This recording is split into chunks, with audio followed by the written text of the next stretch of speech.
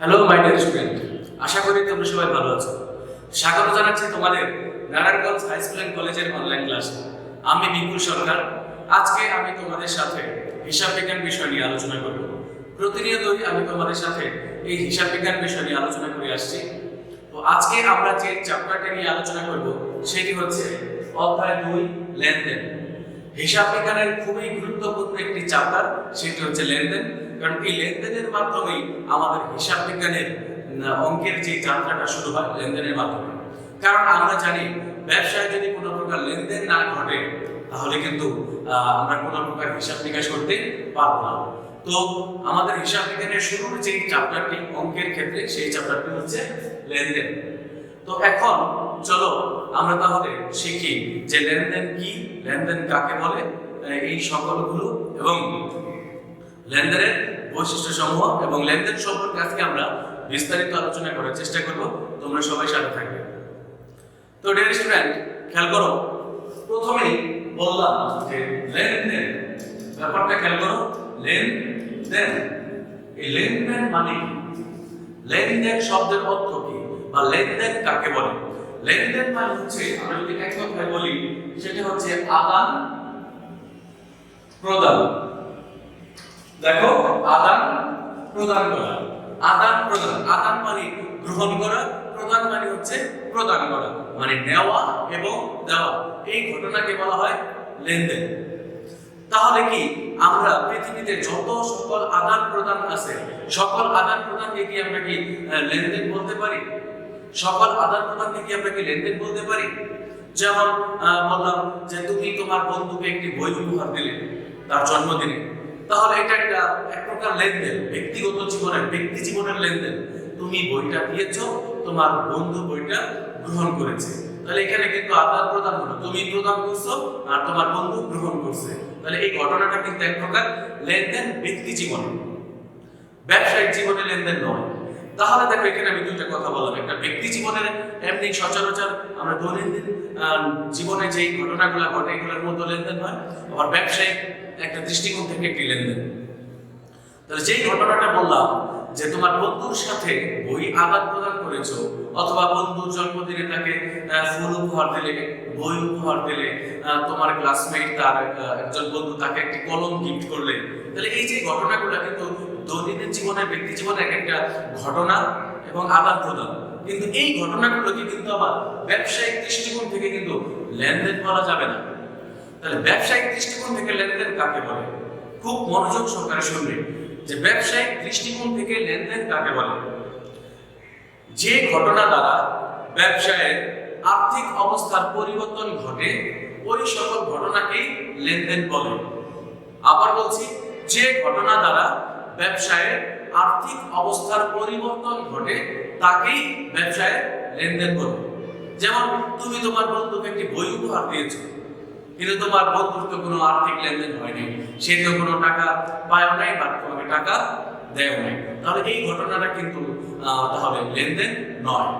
তাহলে আমরা সংজ্ঞার মাধ্যমে বলতে পারি যে সকল ঘটনায় লেনদেন নয়, কিন্তু প্রত্যেকটা লেনদেন এক একটি ঘটনা। কারণ লেনদেন হওয়ার আগে সেটা একটা ঘটনা হয়, ঘটনা থেকে আবার লেনদেন সৃষ্টি হয়।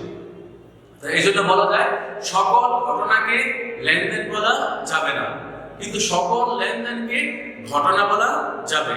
কারণ সকল ঘটনাই এক একটি, সকল লেনদেনই এক একটি ঘটনা, কিন্তু সকল ঘটনা লেনদেন নয়। আমরা আশা করি লেনদেনের ব্যাপারটা, যে লেনদেনের যে সংজ্ঞা বা লেনদেন কাকে বলে, এই ব্যাপারটা আমরা বুঝতে পেরেছি।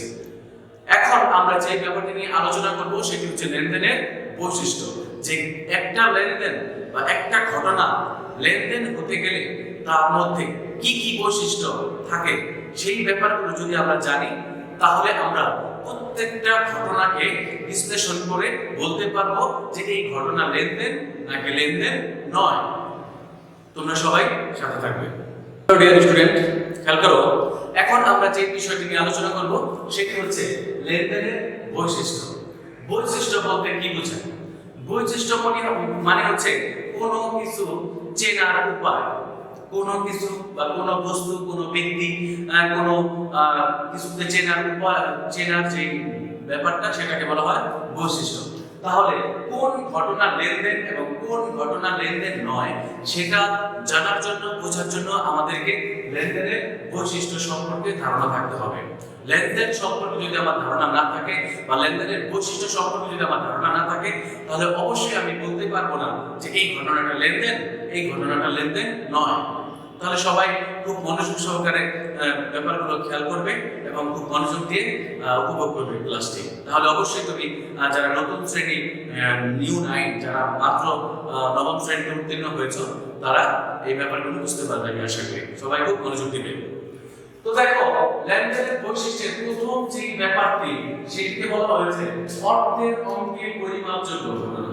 অর্থের অঙ্কে পরিমাপযোগ্য, অর্থের অঙ্কে পরিমাপযোগ্য একটা বিষয় বলা হচ্ছে অর্থের অঙ্কে পরিমাপযোগ্য। যে ঘটনাটি অর্থের অঙ্কে পরিমাপযোগ্য এবং ব্যবসায় যেটা প্রভাব পড়ে ওই সকল ঘটনাকেই বলা হয় লেনদেন।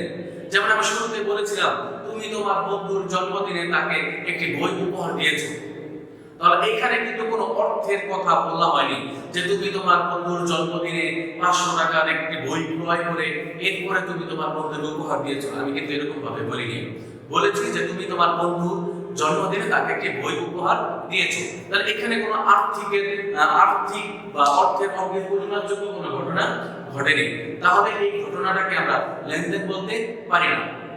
কিন্তু যদি আমরা আরেকটা উদাহরণ বলি যে ব্যবসায়ের জন্য 10,000 টাকার পণ্য ক্রয় করা হলো, খেয়াল করো, পণ্য ক্রয় করা হলো, পণ্য ক্রয়, ব্যবসার জন্য পণ্য ক্রয় 10,000 টাকা। এই যে ব্যবসার জন্য পণ্য ক্রয় 10,000 টাকা, তাহলে এই ঘটনাটা ব্যবসায় পণ্য ক্রয় করেছি আমরা আর তার মূল্য হচ্ছে 10,000 টাকা। তাহলে পণ্যের মূল্য অর্থের অঙ্কে পরিমাপ করা গেছে, তাহলে এই ঘটনাটা হচ্ছে ব্যবসায়ের জন্য লেনদেন। আশা করি আমরা প্রথম বৈশিষ্ট্যটি বুঝতে পেরেছি যে অর্থের অঙ্কে পরিমাপযোগ্য। দ্বিতীয় যে ব্যাপারটি সেটা হচ্ছে আর্থিক অবস্থার পরিবর্তন। আর্থিক অবস্থার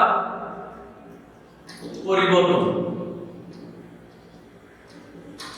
আর্থিক অবস্থার পরিবর্তন খুবই গুরুত্বপূর্ণ আরেকটি পয়েন্ট। আর্থিক অবস্থার পরিবর্তন, যে ঘটনার ফলে ব্যবসায়ের আর্থিক অবস্থার পরিবর্তন ঘটে তাকেই বলে লেনদেন। আমরা শুরুতেই বলেছি যে ঘটনার ফলে ব্যবসায় আর্থিক অবস্থার পরিবর্তন ঘটে তাকে বলে লেনদেন। তাহলে লিখছি আর্থিক অবস্থার পরিবর্তন কিভাবে। ধরো আমরা ব্যবসায়ের জন্য একটা সম্পদ ক্রয় করলাম, সম্পদ যেমন ধরো আসবাবপত্র, যন্ত্রপাতি, এগুলো সম্পদ, বা ফ্রিজ কারবারের জন্য আমার ব্যবসার জন্য ফ্রিজ দরকার হতে পারে, ফ্রিজ এক ধরনের সম্পদ। টেলিভিশন ক্রয় করলাম, টেলিভিশন কারবারের জন্য সম্পদ। মেশিন ক্রয় করলাম, যন্ত্রপাতি ক্রয় করলাম, এগুলো কারবারের জন্য সম্পদ। ধরো আমি লিখলাম এখানে যে আসবাবপত্র ক্রয়, আসবাবপত্র ক্রয় ধরো 1 লক্ষ টাকা। তাহলে আসবাবপত্র ক্রয় করলাম 1 লক্ষ টাকা। তাহলে দেখো আসবাবপত্র কিনছি আমরা কারবারের জন্য আসবাবপত্র। তাহলে কারবারে কি আসলো? কারবারে আসলো আসবাবপত্র। আসবাবপত্র মানে হচ্ছে সম্পদ, কারবারে সম্পদ আসলো। আবার কারবার থেকে 1 লক্ষ টাকা নগদ চলে গেছে। তাহলে দেখো আমাদের নগদ অর্থ কমে গেছে, কারবারে আসবাবপত্র বৃদ্ধি পেয়েছে। এর ফলে আর্থিক অবস্থা অবশ্যই পরিবর্তন ঘটেছে, কারণ একটা সম্পদ চলে গেছে আর একটা সম্পদ আসলো, এতে করে ব্যবসায় আর্থিক অবস্থার পরিবর্তন ঘটেছে।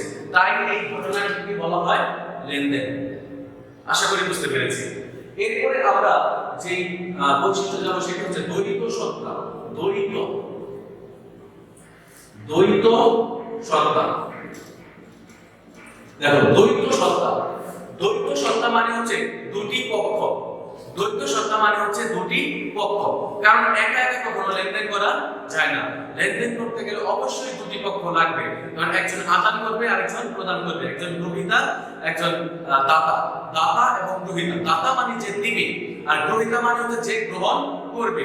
আবার যদি আমরা আরেকটু যে গত ক্লাসে আমরা একটা কথা বলেছিলাম যে লুকা পেসোলি ডাবল এন্ট্রি সিস্টেম বা দুতরফা দাখিলা পদ্ধতি আবিষ্কার করেছেন, সেই যে দ্রুত কথা গেলে পদ্ধতির ব্যাপার হচ্ছে ডেবিট এবং ক্রেডিট।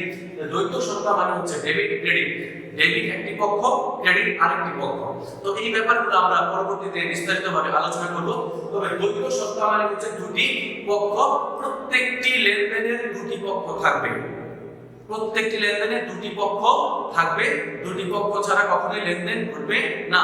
যেমন ধরো আগে যে দুইটা আমরা ঘটনা বলেছিলাম যে পণ্য ক্রয় বা আসবাবপত্র, এখানেও কিন্তু দুটি পক্ষ আছে। কিভাবে ঘটনা ঘটছে খেয়াল করো।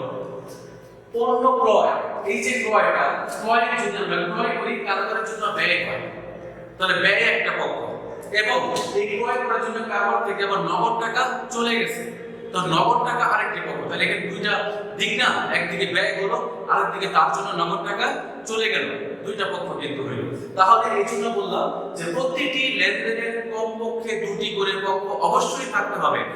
যে ঘটনা, তাহলে ওই ঘটনাটাকেই আমরা লেনদেন বলে আখ্যায়িত করতে পারবো। আশা করি আমরা এই বৈশিষ্ট্য বুঝতে পেরেছি। এরপরে আমরা যে বৈশিষ্ট্য যাবো সেটা হচ্ছে দেখো স্বয়ংসম্পূর্ণ ও স্বতন্ত্র, খুব গুরুত্বপূর্ণ একটি পয়েন্ট। স্বয়ংসম্পূর্ণ, স্বয়ংসম্পূর্ণ ও স্বতন্ত্র। স্বয়ংসম্পূর্ণ ও স্বতন্ত্র মানে প্রত্যেকটি লেনদেন স্বয়ংসম্পূর্ণ এবং স্বতন্ত্র। যেমন ধরো একটি ঘটনা এখানে উদাহরণ বলি, যে ধরো ধারে পণ্য ক্রয় 20,000 টাকা, ধারে পণ্য ক্রয়, ধরো এটা 10 তারিখ জানুয়ারি মাসের 10 তারিখের একটি ঘটনা, যে ধারে পণ্য ক্রয় 20,000 টাকা। তাহলে বাকিতে পণ্য ক্রয় করছি আমরা 20,000 টাকা। তাহলে একটু জিনিস খেয়াল করো, বাকিতে পণ্য ক্রয় করলাম, এতে করে কি হলো, কারবারের ব্যয় হলো, এবং টাকাটা আমি এখনো পরিশোধ করি নাই, এতে করে ওই পক্ষ যার কাছ থেকে আমি পণ্য ক্রয় করেছি সে আমার কাছ থেকে টাকা পাবে। তাহলে যে টাকা পাবে তাকে বলা হয় পাওনাদার, যে টাকা পাবে তাকে বলা হয় পাওনাদার। তাহলে এখানে দুটি পক্ষ, একদিকে ক্রয় আরেকদিকে পাওনাদার। তাহলে এই লেনদেনের দুটি পক্ষ কিন্তু হয়ে গেছে, এবং এটার কারণে আবার আর্থিক অবস্থার পরিবর্তন ঘটেছে। এটা আবার অর্থের অঙ্কে পরিমাপযোগ্য একটি ঘটনা। তাহলে এই ঘটনাটি লেনদেন। তাহলে যে ঘটনা নিজের দুটি পক্ষ হয়ে যাবে, তাহলে ওই ঘটনাটাই হলো, ওই ঘটনাটা স্বয়ংসম্পূর্ণ, যে এটার মধ্যে দুটি পক্ষ আছে, এটা তার আর্থিক অবস্থার পরিবর্তন ঘটেছে, এটার কারণে এটা টাকার অঙ্কে পরিমাপযোগ্য একটি ঘটনা। তাহলে এই ঘটনাটা একটি লেনদেন। এবার দেখো এটার সাথে সম্পর্কযুক্ত একটি ঘটনা, যে এখন ধরো 15 তারিখে আমরা এই যে ধারে ক্রয়কৃত যে টাকাটা আছে, এই যে পাওনাদারকে পরিশোধ লিখলাম, পাওনাদারকে পরিশোধ 15,000 টাকা। খেয়াল করো, পাওনাদারকে পরিশোধ, তাহলে বাকিতে কিনছিলাম আমরা 20,000 টাকা, আবার পাওনাদারকে পরিশোধ করেছি আমরা 15,000 টাকা। তাহলে এই ঘটনার সাথে এই ঘটনা দুটো সম্পর্কযুক্ত বা দুটো সম্পূর্ণ আলাদা। এই জন্য বলা হচ্ছে স্বতন্ত্র। স্বতন্ত্র মানে হচ্ছে আলাদা। প্রত্যেকটি ঘটনার মাধ্যমে যদি দুটি পক্ষ হয়, তাহলে পরিমাপযোগ্য হয়, আর্থিক অবস্থার পরিবর্তন করে, তাহলে প্রত্যেকটা লেনদেনই স্বয়ংসম্পূর্ণ এবং স্বতন্ত্র। এখানে দুইটার সাথে দুইটা সম্পর্ক থাকার সত্ত্বেও দুটো সম্পূর্ণ আলাদা, স্বতন্ত্র, এবং দুটোর মধ্যেই দুটি পক্ষ আছে, অর্থের অঙ্কে পরিমাপযোগ্য এবং আর্থিক অবস্থার পরিবর্তন ঘটেছে। যেমন এখানে পাওনাদারকে পরিশোধ করছি, তো পাওনাদার তো আমার কাছে টাকা পাবে, যে টাকা পাবে তাকে বলা হয় পাওনাদার। পাওনাদারকে টাকা পরিশোধ করেছি, আমাদের কাছ থেকে দায় হ্রাস পেয়েছে, দায় কমে গেছে, মানে ওই ব্যক্তি আমার টাকা পাইতো, ওনাকে টাকা পরিশোধ করে দিয়েছে, এর ফলে আমার কাছ থেকে কি নগদ টাকা আবার চলে গেছে। তাহলে একদিকে দায় হ্রাস, একদিকে নগদ টাকা চলে গেছে, নগদ টাকা হ্রাস, তাহলে দুইটা পক্ষ হয়ে গেল। তাহলে এই ঘটনা দ্বারা দুটি পক্ষ হয়, তাহলে প্রত্যেকটি লেনদেনই স্বয়ংসম্পূর্ণ এবং স্বতন্ত্র, এবং যে ঘটনা স্বয়ংসম্পূর্ণ এবং স্বতন্ত্র হবে ওই ঘটনাকেই আমরা লেনদেন বলে আখ্যায়িত করতে পারবো। আশা করি যে এই পর্যন্ত আমরা বুঝতে পেরেছি। এরপরে যে ঘটনাটি আমরা নিয়ে কথা বলবো, এখানে একটি প্রশ্ন যে দৃশ্যমানতা। দৃশ্যমানতা, যে প্রতিটি ঘটনা লেনদেন হতে গেলে এটা যে দৃশ্যমানই হতে হবে এমন কোনো কথা নেই। দৃশ্যমান বলতে যেটা চোখে দেখা যায়, আর অদৃশ্যমান মানে যেটা চোখে দেখা যায় না। দৃশ্যমানতার ব্যাপারটা বললাম যে প্রত্যেকটি ঘটনা দৃশ্যমান হতে পারে, অদৃশ্যমান হতে পারে, কিন্তু সেটা লেনদেন হতে পারে। যেমন এখানে যে কথাগুলো আমরা বললাম, পণ্য ক্রয়, আসবাবপত্র ক্রয়, আবার পণ্য ক্রয়, পণ্যটাকে পরিশোধ, এই ঘটনাগুলো দেখা যায়, চোখে দেখা যায়, ধরা যায়, ছোঁয়া যায়, এরকম টাইপের। এমন কিছু ঘটনা আছে যেগুলো চোখে দেখা যায় না, শুধু বুঝতে হয়, অনুভব করতে হয়। যেমন ধরো এই যে আমরা আসবাবপত্র কিনলাম 1 লক্ষ টাকা দিয়ে, এই আসবাবপত্র আমরা কন্টিনিউয়াসলি ব্যবহার করব, বছরের পর বছর ব্যবহার করব। তো ব্যবহার করতে করতে এটার মূল্য আস্তে আস্তে কি হবে, হ্রাস পাবে। ধরো এই 1 লাখ টাকার যন্ত্রপাতিটাকে আমরা 10 বছর পর্যন্ত ব্যবহার করতে পারবো, এখন আমরা 3 বছর ব্যবহার করে ফেলেছি। এখন 3 বছর পরেও কি এটার মূল্য কি 1 লাখ টাকাই থাকবে? না, এটার মূল্য 1 লাখ টাকা থাকবে না, কারণ এটা 3 বছর আমরা ইউজ মানে ব্যবহার করেছি। এর ফলে এটার মূল্য ধীরে ধীরে হ্রাস পাবে। ওই হ্রাসকৃত যেই অর্থ, ওইটাকে বলা হয় অবচয়। অবচয় হচ্ছে অদৃশ্যমান লেনদেন। অবচয় হচ্ছে অদৃশ্যমান লেনদেন। তাহলে বলা যায় যে লেনদেন দৃশ্যমানও হতে পারে, আবার অদৃশ্যমানও হতে পারে। আশা করি আমরা দৃশ্যমানতার এই ব্যাপারটি বুঝতে পেরেছি যে প্রত্যেকটি লেনদেন দৃশ্যমান হতে পারে, আবার অদৃশ্যমানও হতে পারে। এরপর আমরা যে ব্যাপারটি নিয়ে আলোচনা করব সেটি হচ্ছে ঐতিহাসিক ঘটনা।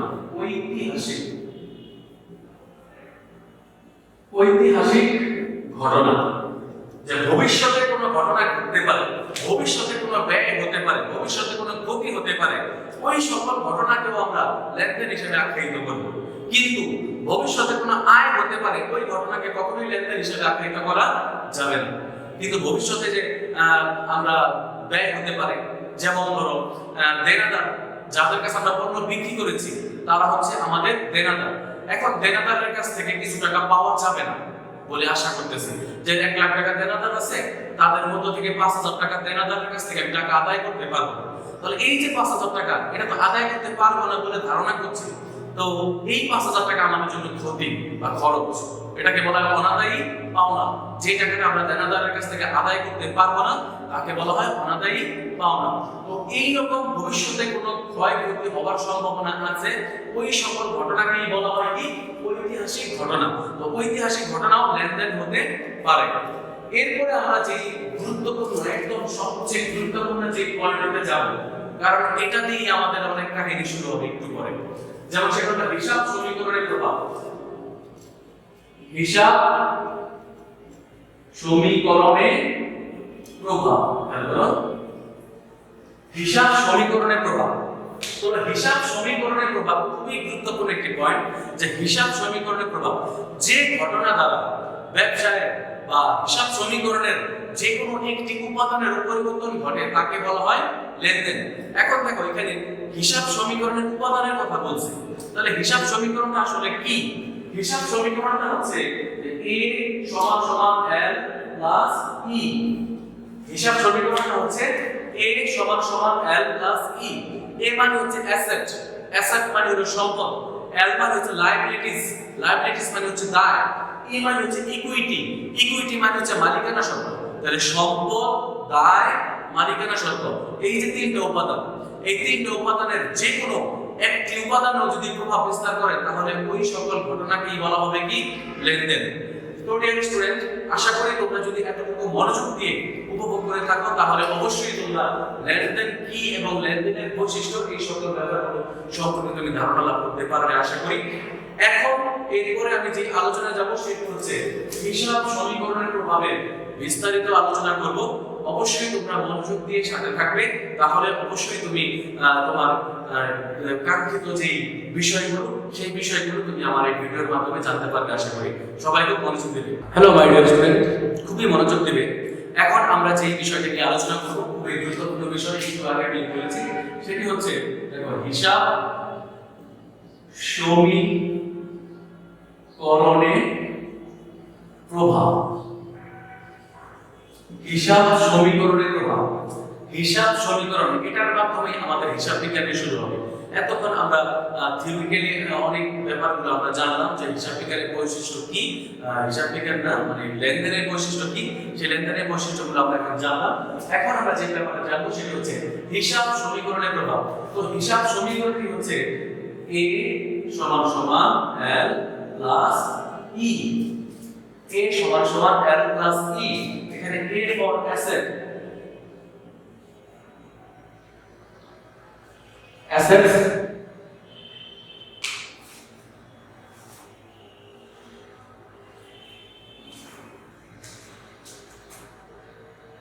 তাহলে এখানে a ফর হচ্ছে assets আর l for LIA liabilities, L for liabilities, E for equity, দেখো তাহলে A সমান সমান L plus E, assets, liabilities, equity, সম্পদ, দায়, মালিকানা সত্ত্ব। যদি আমি বাংলায় লিখি তাহলে হবে সম্পদ সমান সমান দায় যোগ মালিকানা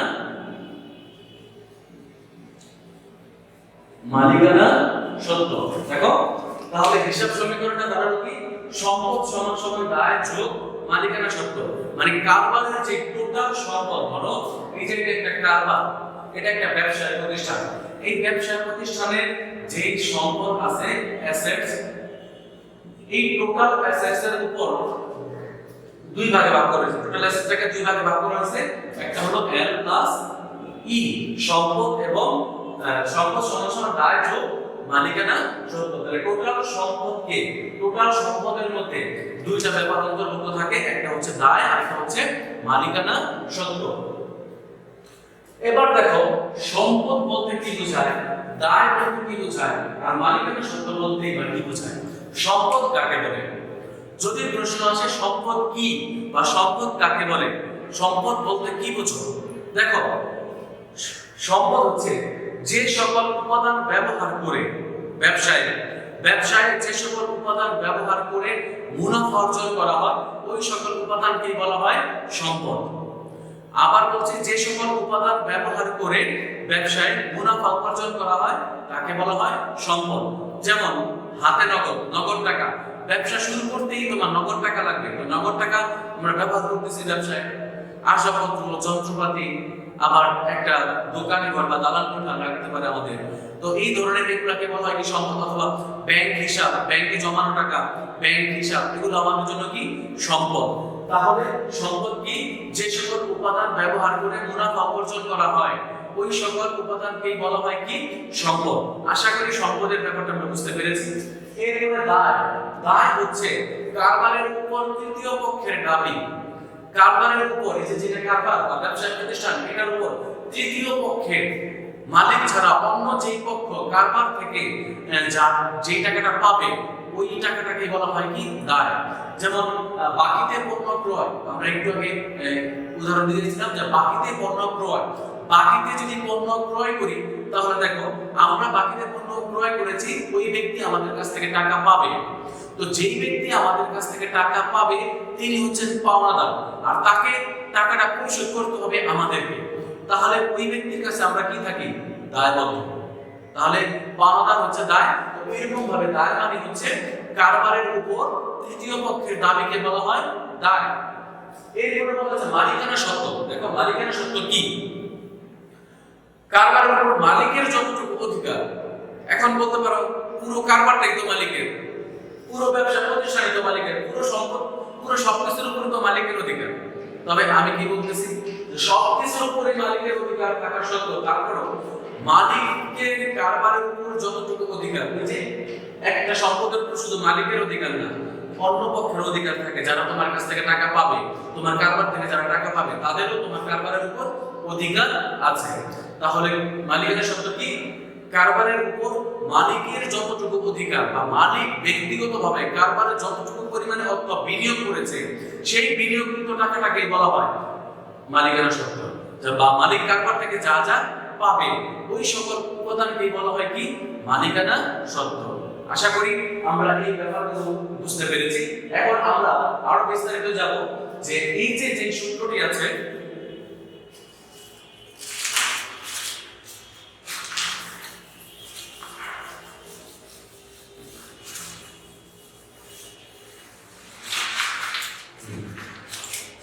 দেখো এই যে সূত্রটা আছে a সমান সমান l প্লাস e, এটাকে যদি আমরা আরেকটু বিস্তারিত বড় করি তাহলে কিভাবে লেখা যায় a সমান সমান l plus c plus r minus ex minus d, এইভাবে লেখা যায়।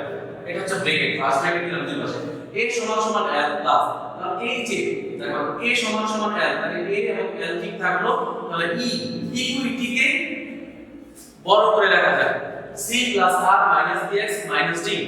c মানে হচ্ছে ক্যাপিটাল, এখানে c for capital, c for হলো ক্যাপিটাল, ক্যাপিটাল মানে হচ্ছে মূলধন, এখানে মূলধন c ফর ক্যাপিটাল, ক্যাপিটাল মানে হচ্ছে মূলধন, এখানে r, r ফর রেভিনিউ,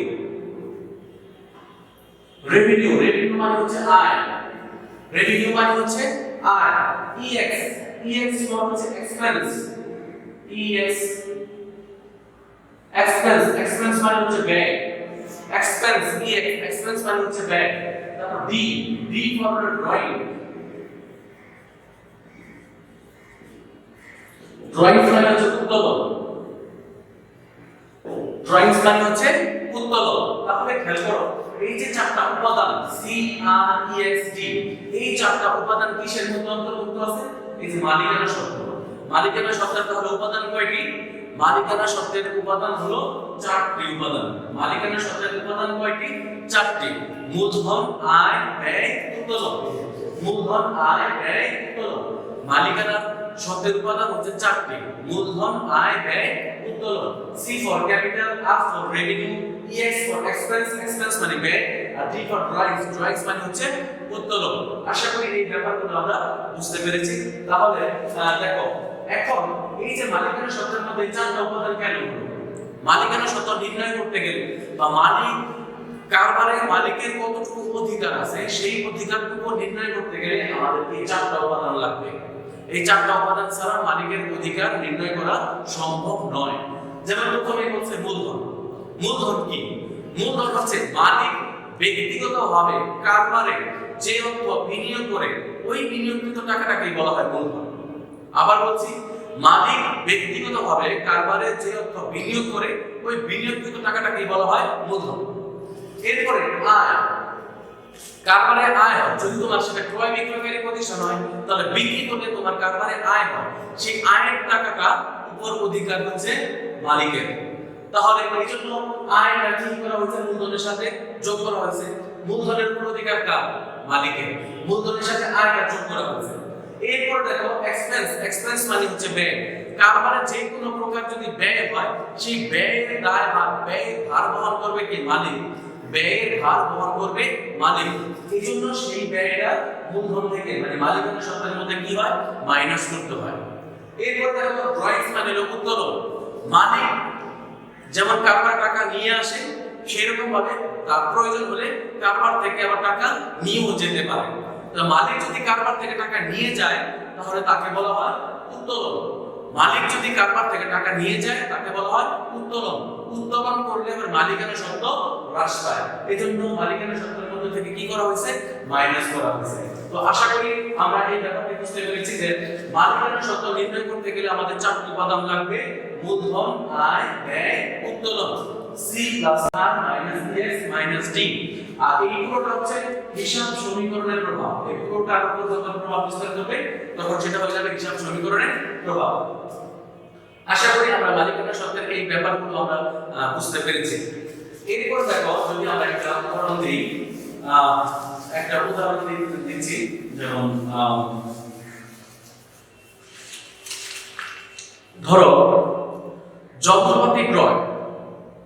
যন্ত্রপাতি, তো যন্ত্রপাতি কারবারের জন্য কি? যন্ত্রপাতি হচ্ছে কারবারের জন্য সম্পদ। যন্ত্রপাতি হচ্ছে কারবারের জন্য সম্পদ। তাহলে কারবারের সম্পদ আসলো, আবার কারবার থেকে যে যন্ত্রপাতি ক্রয় করতে কারবার থেকে কি চলে গেছে? নগদ টাকা চলে গেছে। তাহলে নগদ টাকা হচ্ছে কারবারের জন্য আবার সম্পদ।